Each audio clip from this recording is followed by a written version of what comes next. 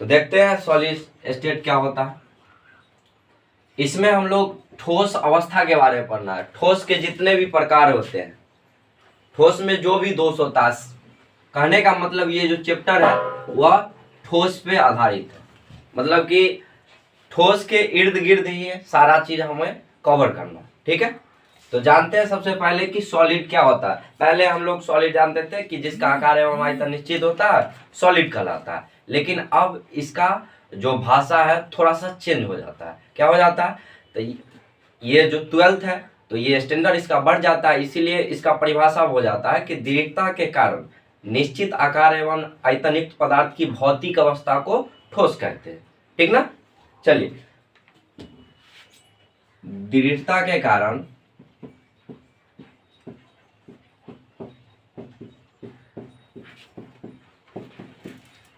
निश्चित आकार एवं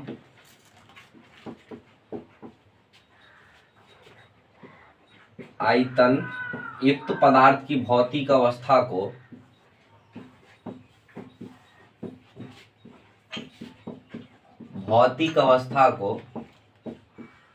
ठोस कहते हैं।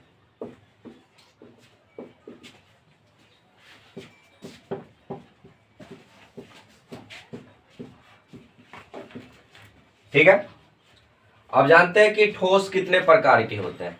तो ठोस दो प्रकार के होता है, एक क्रिस्टलीय ठोस और दूसरा अक्रिस्टलीय ठोस। ठीक है, पहला है ठोस के प्रकार, पहला क्रिस्टलीय ठोस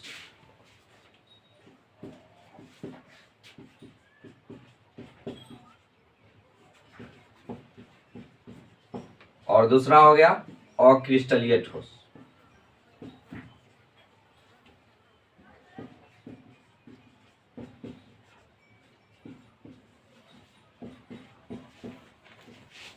ठीक है, तो आप जानते हैं कि क्रिस्टलीय ठोस और अक्रिस्टलीय ठोस क्या होता है।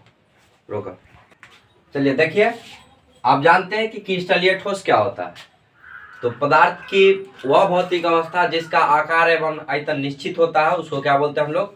क्रिस्टलीय ठोस बोलते हैं। ठीक है, तो लिख देते हैं, पदार्थ की वह भौतिक अवस्था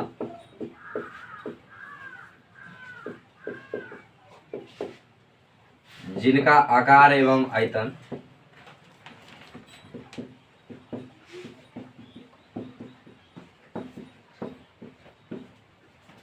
नियत होता है या निश्चित होता है, जो बोलिए,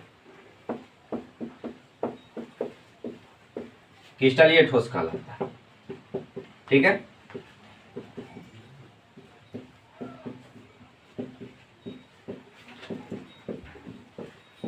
अब जैसे में क्या होगा, तो जैसे में हीरा, ग्रेफाइट, NaCl, धातु और बहुत सारे चीज होंगे।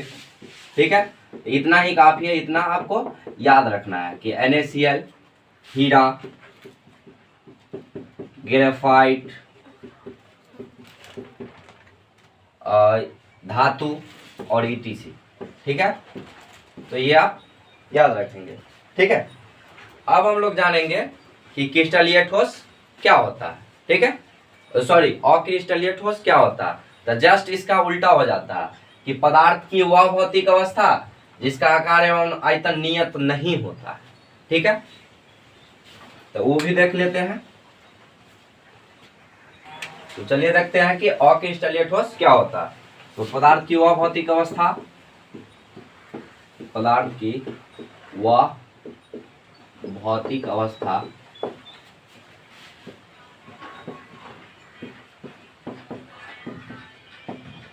जिनका आकार एवं आयतन नियत नहीं होता या निश्चित नहीं होता है, क्या कहलाता है? तो अक्रिस्टलीय ठोस कहलाता है। अक्रिस्टलीय,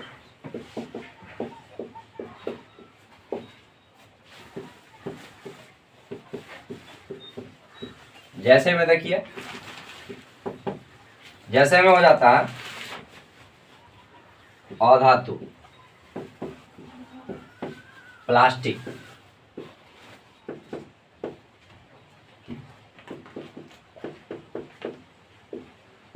रबर, स्टार्च, ईटीसी। ठीक है, तो क्रिस्टलीय और क्रिस्टलीय समझ में आ गया। इससे एक ऑब्जेक्टिव पूछता है एग्जाम्पल से, तो ये आपको ध्यान रखना होगा। पूछ देगा कि प्लास्टिक क्या है, क्रिस्टलीय है अक्रिस्टलीय, तो अक्रिस्टलीय, तो ये आपको ध्यान में रखना। ठीक है, तो अब हम लोग जानेंगे कि क्रिस्टलीय और अक्रिस्टलीय ठोस में क्या अंतर होता है, दोनों में क्या विभिन्नताएं होती है, क्या विभेद होता है, ये सारे हम जानेंगे। सारे चीज एक ही है। ठीक है, चलिए अब देखते हैं। चलिए देखते हैं हम लोग कि क्रिस्टलीय और क्रिस्टलीय में क्या अंतर होता है। तो क्रिस्टलीय में देखिए, पहला कहता है कि इसका आकार नियत होता है, निश्चित होता है, जो भी बोलिए दोनों एक ही बात है। और इसका आकार नियत नहीं होता है। ठीक है, दूसरा पॉइंट है कि इसका ज्यामितीय संरचना जो होता है वह नियत होता है, और क्रिस्टलीय में ऐसा गुण नहीं होता, मतलब इसका ज्यामितीय संरचना नियत नहीं होता। ठीक है, तीसरा है कि यह विषमदैशिक होता है। विषमदैशिक का मतलब हुआ कि भिन्न भिन्न दिशाओं में इसका जो भौतिक गुण होगा वह भिन्न भिन्न होगा। तो कैसे, तो देखिए यहाँ पे लिखे हुए हैं। भिन्न भिन्न दिशा कहने का मतलब कि देखिए, अगर ऊपर से नीचे आते हैं तो देखिए ये ए है, ये बी है, ये ए है, ये बी है, बराबर मिल रहा है नहीं ना, ए सिर्फ है नहीं है। अगर मान लीजिए कि ऐसा आप देखते हैं, यहाँ पर भी देखिए बी ए, मतलब कि सेम नहीं मिल रहा है, जिधर भी जाइएगा अलग अलग मिलेगा, मतलब इसका जो गुण होगा, भौतिक गुण, वह भिन्न भिन्न होगा। ठीक है, और इसका तीसरा पॉइंट है अक्रिस्टलीय का कि यह समदैशिक होता है। सभी दिशाओं में इसका भौतिक गुण जो होगा वह सेम होगा, समान होगा। तो देखिए यहाँ पे किधर भी ले जाइए ए सिर्फ पाइएगा, तो ये हो गया समान। ठीक है, आगे है ये दीर्घपरासी होता है। क्रिस्टलीय ठोस में जो इसका अवयवीकरण होता है वह नजदीक रहता है, नजदीक रहता है, उसी को बोलते हैं दीर्घपरास। मतलब कि इसका जो परास होगा दो अवयवीकरण के बीच वह बहुत कम होगा। ठीक है, और यही होगा अक्रिस्टलीय में कि लघुपरासी, इसका जो अवयवीकरण के बीच गैप होगा वह थोड़ा दूर पे होगा। ठीक है, चलिए अगला पांचवा पॉइंट कि यह वास्तविक होता है।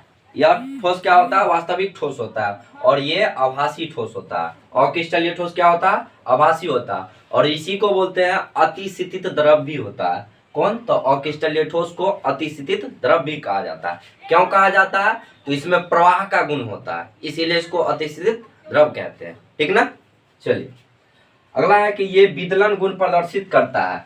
क्रिस्टलीय ठोस क्या करता है, विदलन गुण प्रदर्शित करता है। तो विदलन गुण क्या होता है, तो विदलन गुण का मतलब हुआ कि तेज धार वाले औजार से कोई भी चीज को आप काटिए तो आप दो बराबर भाग में कट जाएगा, और जो कटा हुआ भाग होगा वह चिकना और सपाट होगा, वह विदलन होता है। ठीक है, तो क्रिस्टलीय विदलन होता है, और ये जो विदलन गुण प्रदर्शित नहीं करता।